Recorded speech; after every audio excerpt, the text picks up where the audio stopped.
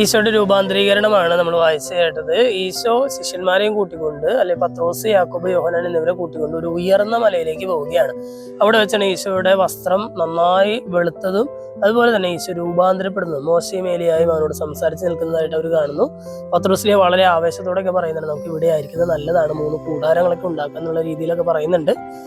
പിന്നീട് ഇവര് ഈശോയുടെ രൂപാന്തരീകരണമൊക്കെ കാണുന്നുണ്ട്. വളരെ സന്തോഷത്തോടെ അവർ തിരിച്ചു വരികയാണ്. ഈ സുവിശേഷ ഭാഗത്തിന്റെ ആരംഭത്തിൽ തന്നെ സഭ നമ്മളോട് പറയുന്നൊരു കാര്യമുണ്ട്. അതായത് വചനത്തിൽ നമ്മൾ വായിക്കുകയാണ്, ഈശോ അവരെ കൂട്ടിക്കൊണ്ട് ഒരു ഉയർന്ന മലയിലേക്ക് പോയി. സാധാരണക്കാരുടെ ഇടയിൽ നിന്നും ഇത്തിരി ഉയർന്ന ഒരു സ്ഥലത്തേക്ക് പോയി, അല്ലെങ്കിൽ ജസ്റ്റ് ഒന്ന് വേറൊരു സ്ഥലത്തേക്ക് പോയി എന്നുള്ളതാണ്. എന്ന് പറഞ്ഞാൽ ഈ ലോകത്തിലായിരിക്കുമ്പോൾ, നമുക്ക് ഈ ലോകത്തിൻ്റെതായിട്ടുള്ള ബഹളങ്ങളിലായിരിക്കുമ്പോൾ നമുക്ക് ദൈവത്തിന്റെ ആ ഒരു യഥാർത്ഥ മഹത്വം നമുക്ക് ദർശിക്കാനായിട്ട് സാധിക്കില്ല.